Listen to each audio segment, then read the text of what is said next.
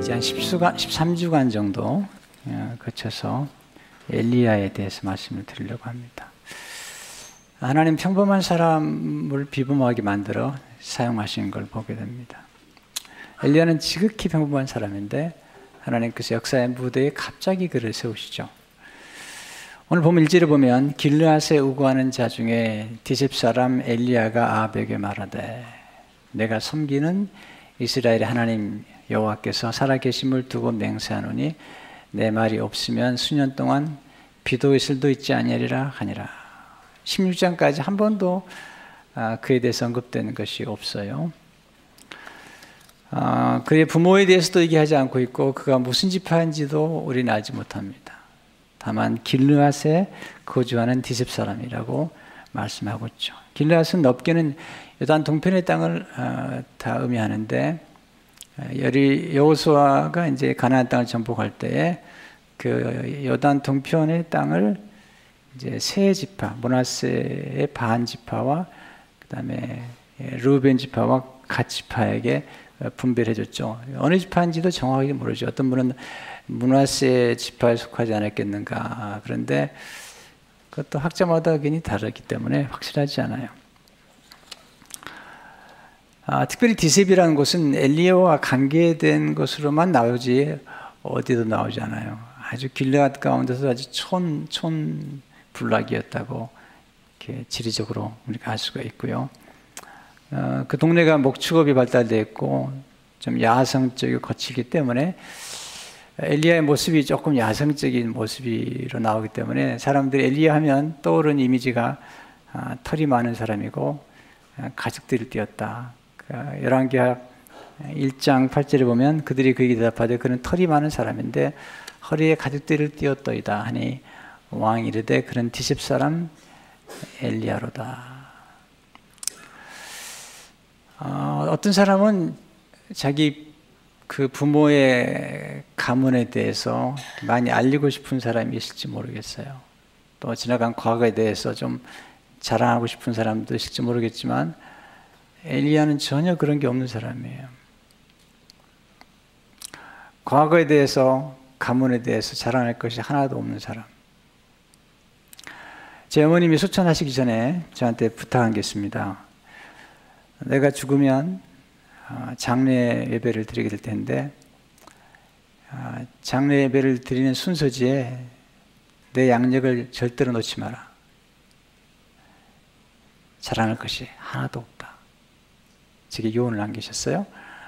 그래서 장례 예배를 드릴 때 어머니의 양력을 순서에 넣지 않았어요. 자랑할 게 없기 때문에. 네. 엘리야도 그런 사람 같아요.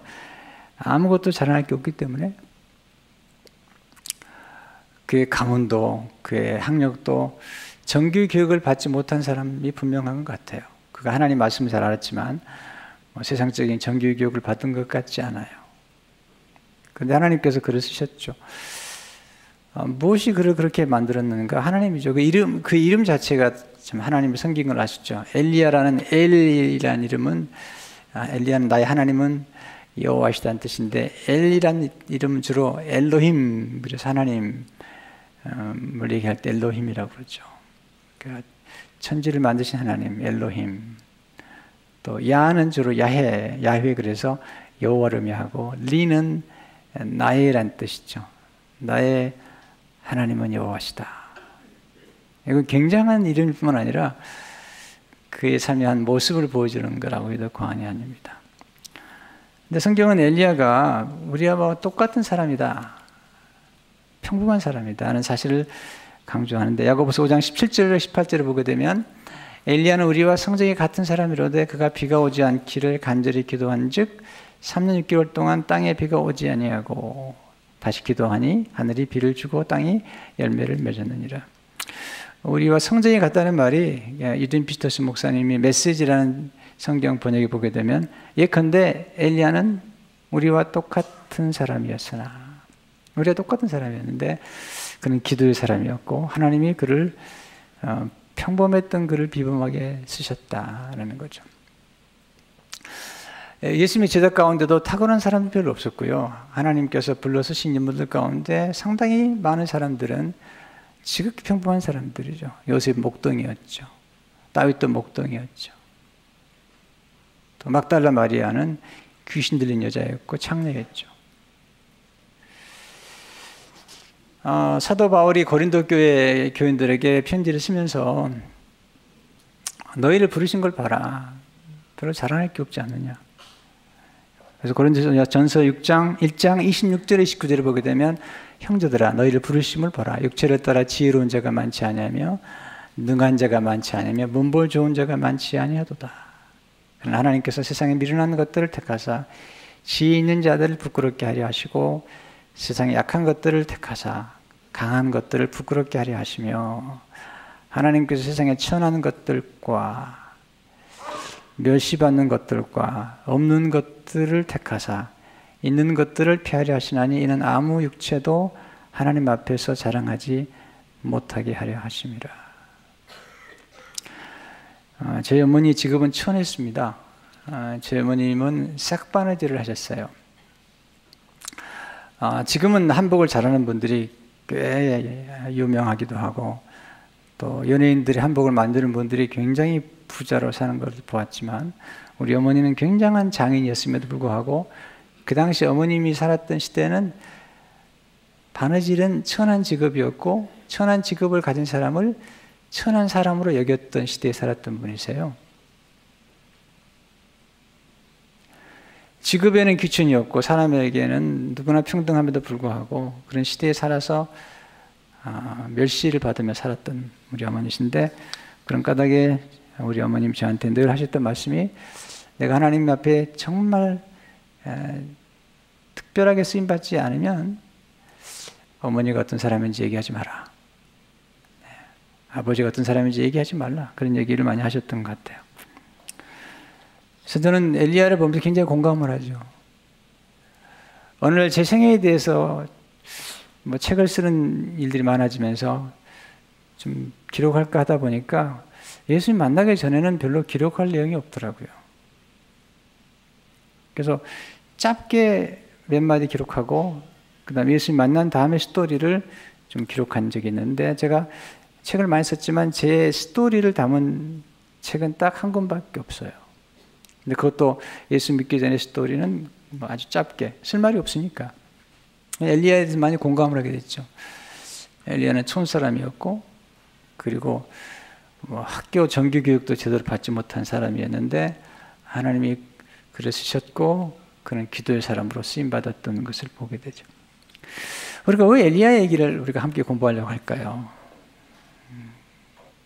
그건 엘리야의 얘기뿐만 아니라 평범한 사람을 비범하게 만드시는 하나님, 엘리야의 하나님, 우리 하나님을 공부하고 싶은 거죠. 왜 이야기가 중요할까? 첫째로 하나님 사람들의 이야기를 통해서 우리에게 교훈을 주시기 원하시죠. 우리 이야기 좋아하죠. 하나님도 이야기를 좋아하세요. 사람들의 이야기 속에 하나님께서 놀라운 교훈을 담아두신 것을 보게 됩니다. 저는 이렇게 성경에 나온 인물들의 이야기를 설교하는 걸 좋아해요. 이걸 인물 강해 설교라고 그러죠. 특별히 한 인물을 집중해서 이렇게 공부하고 설교하다 보면은 많은 걸 배우게 되죠. 특별히 한 인물을 우리가 공부하는 중에 배우는 것은 사람에 대해서 배우는 거죠. 사람에 대해서. 요즘 이제 인문학이 대세다 그런 말을 하죠. 인문학이 대세다. 인문학이 뭐죠? 여러분 다 공부하신 분들인데 인문학이 뭐죠? 또 인문과학이라는 게 뭐죠? 또 자연과학이라는 게 뭐죠? 우리는 많이 쓰지만 막상 물어보면 잘 대답을 못하죠. 여러분 다 사랑하시죠? 사랑이 무엇이냐고 물으신다면 눈물의 씨앗이라고 말하겠어요? 어제도 사업하는 분에게 여쭈세요. 사업이 뭐냐고. 갑자기 당황하는 거예요. 본인이 사업을 하지만 사업이 뭔지를 모르는 거죠. 그런 일이 얼마나 많아요. 우리는 뭔가 내가 쓰는 단어에 대해서 한번 정의를 내려볼 필요가 있고요. 그러면서 우리가 점점 더 깨달아가는 건데 인문학이란 뭘까? 아주 쉽게 얘기하면 이런 거죠. 인간에 대한 학문이죠. 사람이 누구인지 또는 인생이란 무엇인지 거기에 관련된 역사, 철학, 문학, 경제, 예술, 그 다음에 스포츠 뭐 이런 전체적인 관계되는 것들을 우리는 인문과학이라고 이야기하죠. 더 쉽게 얘기하면 인문학이라는 것은 사람이란 누구인지 인생이란 무엇인지에 대해서 말해주는 건데, 그런데 이제 우리가 조심할 것은 인본주의적 인문학이 있고 그 다음에 기독교적 인문학, 신본주의적 인문학이 있는데, 인본주의적 인문학은 뭐냐면 하나님 없이 인간은 누구인가를 스스로 이렇게 규정하는 거고요. 인생이란 무엇인가 이렇게 보는 거죠. 근데 신본주의적 기독교적 인문학은 뭐냐면 사람을 이해할 때 하나님과 관계를 시켜서 또 인생도 하나님과의 관계를 시켜서 이해하는 것이죠. 그래서 우리는 기독교적 인문학을 추구하는 사람들인데, 그래서 크리스찬들이 쓴 고전들이 기독교 인문학의 핵을 이루는 거죠. 뭐 토스토이라지 또 도스토옙스키라지 그런 굉장히 많은 교전들이 인간이란 무엇인가를 보여주고, 모든 인문학의 원조는 성경이죠. 성경에서처럼 사람을 정확하게 이해할 수 있게 만들어준 것은 없기 때문이죠. 우리는 사람으로 태어났지만 우리는 사람을 아는 걸까요? 모를까요? 우리는 잘 모르죠. 제가 사업을 잘하는 분들이나 조금 뭔가 탁월한 삶을 사는 분들이나 이런 걸 보면 특징이 뭐냐면 사람을 너무 잘 알고 있는 거죠. 사람을 알아야지 사람을 사랑할 수가 있거든요. 여러분 부부 생활하면서 결혼 생활하면서 사람을 아시나요? 여러분 남편과 아내가 서로 아시나요? 우리는 익숙해져 가지 친밀하지 않아요. 우리 익숙하면 함부로 돼야죠. 우리 처음 만나면 좀 서로 어려워해서 함부로 대하지 않다가 나중에 좀 익숙해지면 말도 함부로 하고 그리고 함부로 행동하고 이렇게 해요. 좋은 게 아닙니다. 우리는 친밀해져 갈 필요가 있는 거죠. 아니, 여러분 자신 스스로 아십니까?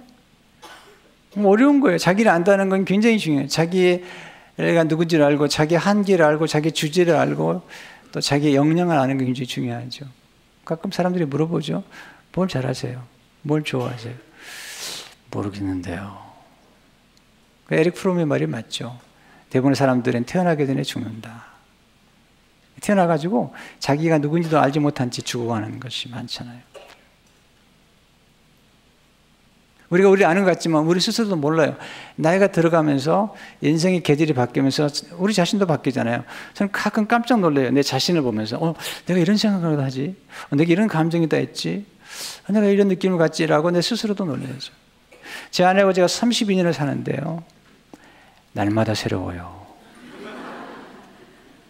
날마다 새로운 거예요. 나이가 들면서 점점 바뀌어가는데 놀라운 거죠. 그러면서 이제 점점 알아가는 거죠. 이렇게. 우리가 사람을 아는 게 굉장히 중요한 거죠. 근데 한 인물을 연구하다 보면 한 인물을 통해서 우리가 공감하는 부분이 나타나는데 그런 걸 통해서 자기 인식에 들어가는 거죠. 아, 사람의 공통점이 있고 특별히 사람 내면에 있는 두려움이나 염려나 공포나 또는 불안이나 또는 분노나 섭섭함이나 억울함이나 괴로움이나 이런 상처나 이런 욕망이나 이런 것들이 인간 안에 있는 건데 한 사람을 연구하다 보면 굉장히 많은 걸 연구하게 되면서 우리가 많은 것을 배우게 되죠. 사람은 다르지만 공통적인 게 많죠. 그래서 사람을 대하면서 굉장히 우리 인생에 도움이 돼요. 저는 개인적으로 그 엘리야가 참 제게 큰 도움을 줬어요. 제가 1989년도인데 그때 영적인 침체, 디프레션 빠졌죠. 뭐 조금 쉽게 얘기하면 심적인 용어로 우울증에 빠진 거죠. 영적으로는 디프레션이라고 그러기도 하고요. 또 그냥 심리학적으로 보면 디프레션을 이제 우울증으로 보는데 그때 너무 힘들었어요. 89년도에 너무 스트레스가 심하고 교회는 시작했는데 교회가 부흥안되고 누님은 이제 난소암 말기로 이제 수술하고 집에 들어오셨고 그런데 이제 제가 침체에 들어가 버린 거죠. 모든 의욕을 다 상실해 버렸어요. 모든 의욕을. 그리고 식욕도 상실해 버렸어요. 모든 게 귀찮은 거죠. 죽고 싶은데 죽을 수는 없고.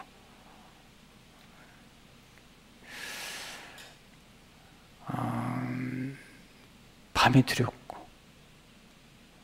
또 아침도 더 두려워. 왜냐하면 또 하루를 살아간다는 게 너무 두려운 거죠. 그리고 이 패닉 어태크라고 그러는데, 이 공황장애 같은 경우인데, 갑자기 두려움이 순식간에 엄습해 오면 온몸이 그냥 식은땀이 확 흐르면서 심장이 막 뛰는 거예요. 심장이 막 뛰면서 어쩔 줄을 모르는 거예요. 염려가 찾아오고, 앵사이티 엄택, 무력감, 파워레스네스, 그 다음에 소망의 상실, 호플레스네스, 이런 걸 이제 경험하면서 너무너무 낙심이 됐죠.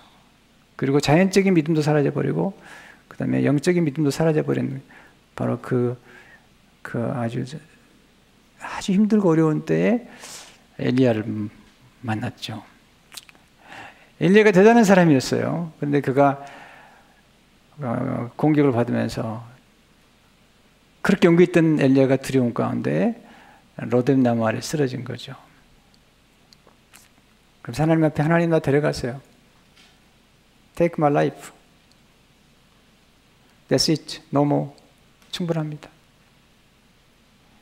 이제 사명도 모두 필요 없고, 하나님 나 죽여주십시오 라고 쓰러졌는데, 하나님이 엘리야를 책망하지 않으시고 엘리야를 보듬어 주시고 천사를 보내가지고 그를 재우시고 또 먹이시고 또 쉬게 하시고 또 천사를 통해서 마사지를 해가지고 그의 몸을 회복시키면서 그를 다시 일으켜 세우시고 회복시키는 걸 보면서 많이 울었습니다. 아, 우리 하나님 정말 나를 아시는구나. 나의 현주소를 아시고 엘리야가 당한 고통이 나의 고통인데 하나님이 나를 정죄하지 아니하시고 그럼에도 불구하고 나를 사랑하시는구나. 물론 시간은 좀 걸렸지만 회복되는 과정을 거치게 되면서 엘리야에 대해서 참 놀라운 애정을 갖게 된 거죠. 저는 이런 엘리야의 생애나 인물들을 통해서 많이 제 상처가 치유가 되더라고요. 아, 내 과거, 보잘것없는 나의 과거와 잘할 것 없는 과거, 이런 과거와 똑같은 한 사람을 만나면서 내게도 희망이 있구나. 엘리야가 받았던 상처와 아픔들과 외로움, 그의 가난, 그의 공격받음과 오해받음을 통해서 동일시된 느낌을 가진 거죠. 그래서 하나님께서 이 엘리야의 삶을 간섭하시다는 거예요. 하나님의 이야기는 사실은 사람을 통해서 주시는 이야기인데 사람의 이야기와 하나님 이야기가 만나는 것이 사실 신학이라는 거죠. 제가 좋아하는 목사님 가운데 한기치 목사님이라는 분이 계세요. 이 목사님이 윤리학을 전공한 분인데 아주 훌륭한 분이세요. 이분이 이제 기독교 윤리학을 이야기식 윤리로 좀 논문을 쓰시고 그렇게 얘기한 분인데, 그분의 쓴 책 가운데 기독교 이야기 윤리라는 책이 있는데 거기 보면 이야기가 얼마나 중요한지에 대해서 얘기하면서 특별히 이렇게 얘기하고 있습니다. 신학은 인간의 이야기와 하나님의 이야기가 만날 때 발생한다. 이런 두 이야기의 만남이 없이는 기독교적 의미에서의 신학은 없다. 신학 자체가 두 이야기의 만남을 요구한다. 하나님의 이야기와 사람 이야기가 만나는 것이 신학이다. 참 놀라운 정의죠. 그러면서 그 목사님은 사람들이 사람들 이야기를 들으면서 어떤 성품이 형성될 수 있다는 거죠. 어떤 가치관이나 성품이 형성될 수 있다고 얘기하면서 이렇게 말하고 있습니다. 우리는 우리에게 영향을 끼치는 중요한 사람들의 이야기와 접촉하면서 성품이 형성된다. 우리 자신의 이야기는 역시 공동체와 문화의 이야기와 접촉되기도 한다. 여기서 우리가 인간으로서 누구이며 무엇이 되어야 하는가를 들려주는 힘이 있다. 요셉의 이야기를 보면서 형제끼리도 싸울 수 있구나. 또 에서와 야곱도 보니까 형제끼리 싸울 수 있구나. 형제끼리 싸우냐고 그러는데 싸울 수 있구나, 얼마든지. 또 하나는 뭐냐면 요셉이 그렇게 자기를 괴롭히고 힘들게 했던 형제들을 용서하고, 다윗도 마찬가지지만 용서하고 그리고 이해해 주더라고요. 그래서 저는 요셉을 통해서 놀라운 성품이 형성됐어요. 그게 뭐냐면 나를 미워하는 사람들이나 나를 적대시하는 사람들을 용서할 수 있는 성품이 형성이 됐어요. 너무나 놀라운 축복이라고 생각이 되죠. 근데 그런 모든 스토리들은 사실은 예수 그리스도 이야기에서 만나는 거잖아요. 그래서 하우스는 말하기를 기독교인들에게 예수 이야기는 표준이 되는 훌륭한 이야기다. 예수의 이야기는 우리의 가치관과 행동에 어떤 연소성을 제공해 준다. 예수님 원수까지 사랑하라고 그러잖아요. 오리를 가고자 하는 심리를 가라고 말씀하시고, 예수님 스토리 속에 우리의 스토리가 있는데, 엘리야의 스토리를 우리가 읽다 보면 예수님이 생각나죠. 예. 촌사람 엘리야를 통해서 베들레헴 촌, 그리고 나사렛 촌 동네에서 살았던 예수님, 정규교육을 한 번도 받아본 적 없으신 예수님, 그 당시 천한 직업이라고 이야기하는 목수의 직업을 가졌던 예수님,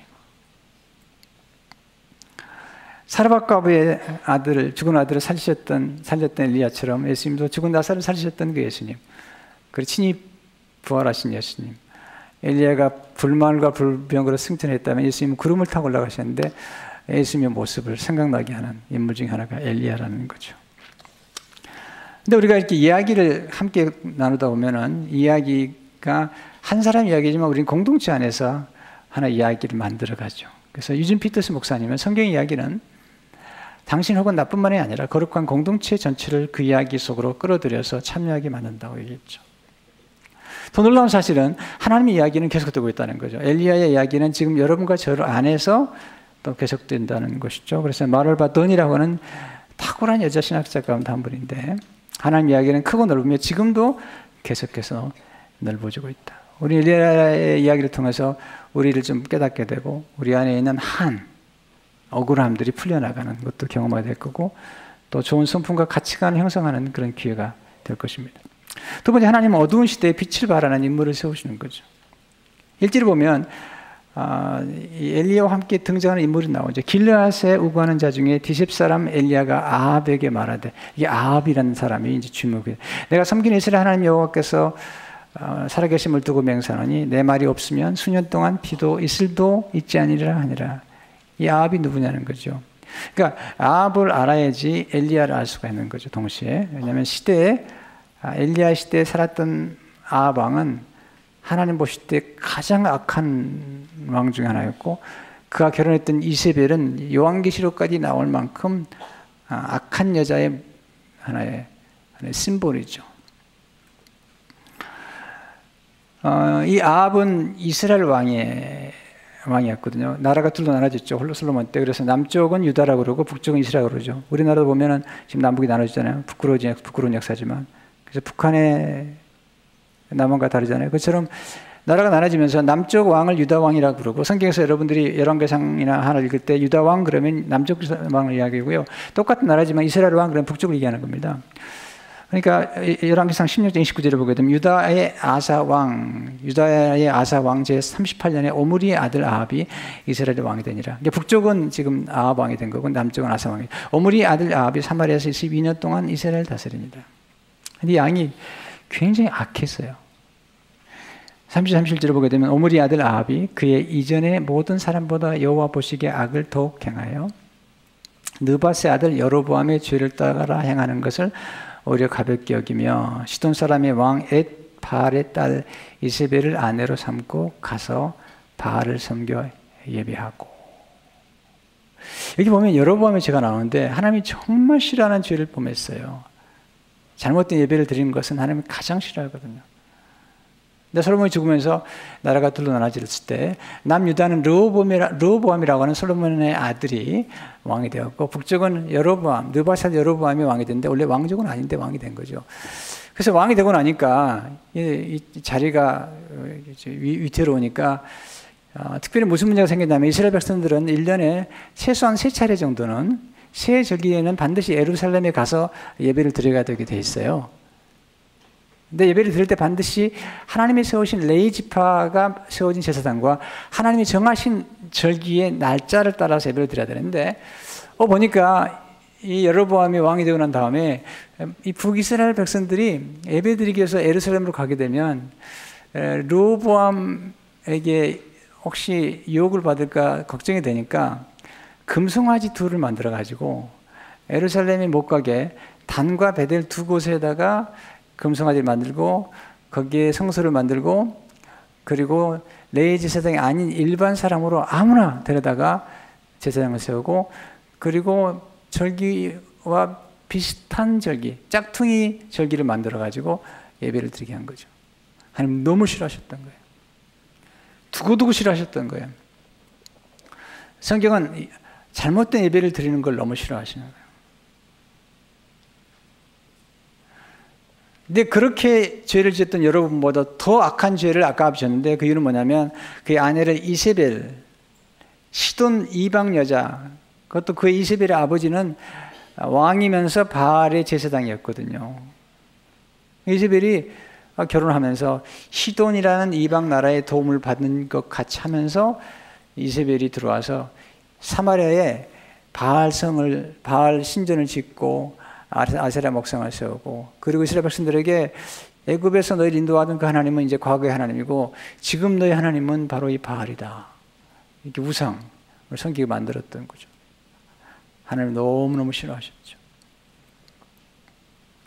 그 당시 이스라엘 백성들은 이방의 영향을 받아가지고 하늘에서 비를 주는 신이 있는데, 그것은 다산, 또 풍요롭게 하는 이 신이 바알 신이라고 믿었고, 바알의 섹스 파트너가 아세라인 거죠. 그래서 이 바알과 아세라가 함께 이 교접함으로 비를 준다고 생각했던 거죠. 그래서 어떻게 했냐면 바알 우상과 아세라 우상 앞에서 이스라엘 백성들이 이방 사람과 똑같이 성관계를 가지면서 춤을 추는 거예요. 그렇게 함으로써 우상 숭배뿐만 아니라 성적인 범죄를 범하고, 그리고 하나님을 만으로 여겼던 거죠. 그게 아합의 범죄죠. 그러니까 지금 비를 주는 것은 하나님이 아니라 바알이 준다고 생각했던 거죠. 그런데 엘리야가 나가서 비를 주는 분은 하나님이지 바알이 주는 게 아니다. 너희가 믿는, 내가 섬기고 예비하는 바알은 가짜다 라고 선포를 하고 있는 거예요. 거기다가 이 아합의 또 하나의 죄는 뭐냐면, 하나님께서 여리고성을 함락시킬 때에 여리고성에 대해 절대로 여리고성을 재건하지 못하게 했거든요. 만약에 재건하기 위해서 만약에 그 파운데이션을 세우면 첫 번째 아들이 죽고, 뿐만 아니라 문을 달면 두 번째 아들이 죽을 거라고 했는데, 이스라엘 역사 가운데 아무도 여리고성을 건축하라고 얘기한 사람이 없는데 바로 아합이 그런 범죄를 저지른 거죠. 그래서 거기 보면 16장 34절 보게 되면, 그 시대에 베델 사람 히엘이 여리고를 건축하였는데 그가 그 터를 쌓을 때의 맏아들 아비람을 잃었고, 그 성문을 세울 때의 막내 아들 수굽을 잃었으니 여호와께서 눈의 아들 여호수아를 통하여 하신 말씀과 같이 하였더라. 근데 이렇게 범죄할 때 하나님께서 엘리야를 보내셔서 그 가장 어두운 때에 아주 빛나는 엘리야를 세워서 하나님께서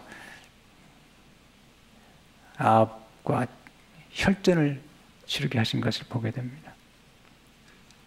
그러면서 엘리야가 하는 말이, 너희는 바알을 섬기지만 나는 하나님을 섬기는 사람이다. 섬긴다는 말이 서브란 말인데, 거기서 서비스라는 말이 나오거든요. 우리가 장례 예배라고 할 때 퓨너럴 서비스라고 그러는 것처럼 하나님께 예배드리는 것이다. 하나님 예배하는 것이다. 가장 어두운 때 가장 빛나는 인물을 감추두셨다가 혜성처럼 나타나게 하셨다는 거죠. 그렇다면 엘리야가 가졌던 용기는 어디서 나온 걸까?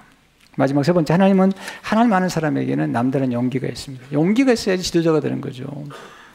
유신돈 처치는 말하기를, 용기는 모든 미덕 중 가장 중요하며 용기 없이는 다른 미덕들도 함께 의미를 잃어버린다. 그러면 우리가 이제 앞으로 계속해서 공부하겠습니다만은, 엘리야의 용기는 어디서 나온 걸까? 간단하게 말씀드리고 다음 주에 계속하겠습니다. 첫째, 그 진정한 용기는 하나님 아는 지식에서 나왔던 거죠. 하나님이 살아계시다. 1절에 보게 되면, 길앗에 우하는 자 중에 집사람 엘리야가 아합에게 말하되, 내가 섬기는 이스라엘 하나님 여호와께서 살아계심을 두고 맹세하노니. 하나님 살아계시다는 거죠. 두 번째 진정한 용기는 하나님의 임재를 의식할 때 나오죠. 하나님이 살아계시다는 거죠. 우상은 죽은 거고 하나님이 살아계시다.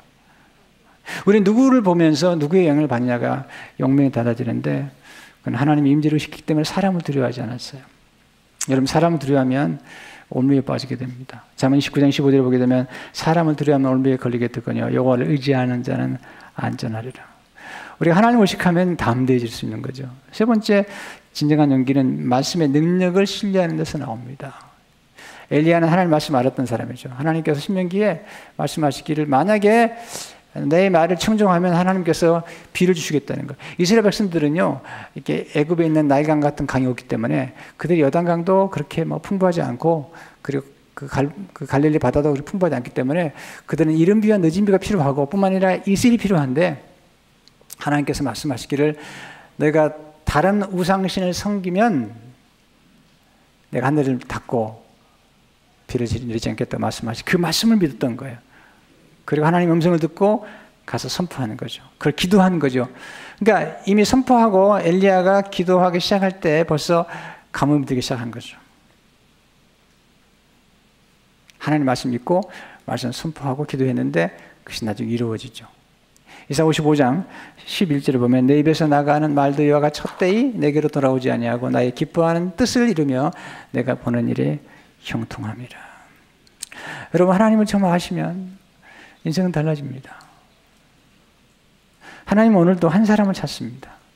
그 수많은 사람 가운데 엘리야, 그 수많은 선지자들이 다 죽어가고, 그리고 영명을 바라지 못할 때, 그 아합, 그 이세벨 앞에 다 머리를 숙일 때 한 사람, 엘리야, 그를 찾으신 거죠. 역대상 16장 9절을 보게 되면 여호와의 눈은 온 땅을 두루 감찰하사 전심으로 자기에게 향하는 자들을 위하여 능력을 베푸시나니, 약속하셨죠. 여러분, 하나님의 관심 사람에게 있죠. 이엔 바운즈의 말을 다시 한번 인용하고 싶어요. 오늘날의 교회에 필요한 것은 더 좋은 기계들도 아니다. 더 기발한 방법도 아니고 새로운 조직을 역시 아니다. 정말 필요한 것은 성령님이 사용할 수 있는 사람들, 즉 기도의 사람들, 기도에 능한 사람들이다. 성령님의 방법을 통해서, 성령님은 방법을 통해서 아니라 사람을 통해서 능력을 베푸신다. 성령님 기계에 임하지 않고 사람들에게 임하신다. 그분은 계획에 기름을 붓지 않고 사람들에게, 그것도 기도의 사람들에게 기름을 부으신다. 여기서 뭐 방법이나 기계가 필요 없다는 얘기는 아니죠. 또 조직이 필요 없다는 얘기는 아니죠. 계획이 필요 없다는 얘기는 아니죠. 필요하지만 하나님의 관심은 사람에게 있는 거죠. 여러분, 시대마다 모세라는 인물이, 바울이라는 인물이 얼마나 중요합니까? 다윗이라는 인물이 얼마나 중요합니까? 우리는 지도자의 중요성을 알 뿐만 아니라 한 시대에 하나님의 사람이 일어서는 게 얼마나 중요한가도 망각해서는 안 되고, 이제 하나님께서 이렇게 말씀하시죠. 우리에게 그런 사람이 되라고 말씀하는 거죠. 여러분, 우리가 사람의 길을 쫓아가면 안 됩니다. 하나님의 길을 쫓아가고 하나님의 십자가의 길을 쫓아가는 그 길. C.S. 루이스는 말하기를 하나님의 길을 저버리면 그것이 우리에게 고생이라고 그랬죠. 여러분 가운데 여러분의 가문이 대단한 분도 계신다고 하면 정말 축하드리고 싶어요. 만약에 그렇지 않다면, 엘리야처럼 하나도 내세울 게 없다면, 여러분이 세상을 떠나고 장례식을 여러분 가족이 치를 때에 부끄러워서 양력을 쓰지 말아달라고 부탁할 수밖에 없다면 엘리야의 메시지는 좋은 거죠. 제가 예수 믿기 전에 제 스토리는 쓸 게 없었는데 내 생애를 예수님께 맡겼더니 예수 믿은 다음에 예수님께서 쓰신 저의 스토리가요, 너무너무 놀라워요. 여러분 마찬가지예요. 여러분들이 여러분 스스로 인생을 스토리 쓰면 별게 아니지만 하나님 손에 붙잡혀 보세요. 놀라운 스토리가 써지는 거죠. 오늘도 하나님은 사람을 찾습니다. 사람을 두려워하지 아니하고 하나님을 전적으로 의지하는 사람.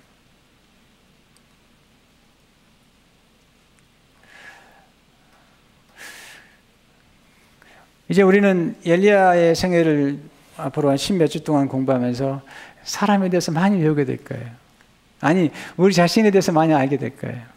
그런 놀라운 치유를 경험하게 될 거예요. 기도가 무엇인지, 또 우울증은 왜 오는 것인지, 어떻게 회복되는지, 또 목표를 가지고 사는 게 얼마나 중요한 것인지. 하나님 여러분을 너무 귀히 여기시고요. 이 비범함이라는 것은 지극히 평범함 속에 담겨 있는 거죠. 네, 엘리야의 하나님이 우리 하나님입니다. 하나님께서 여러분과 저를 통해서 이 시대에 아름다운 또 하나의 스토리를 써가기 원하시는데 그런 스토리의 주인공이 되시기를 축원합니다.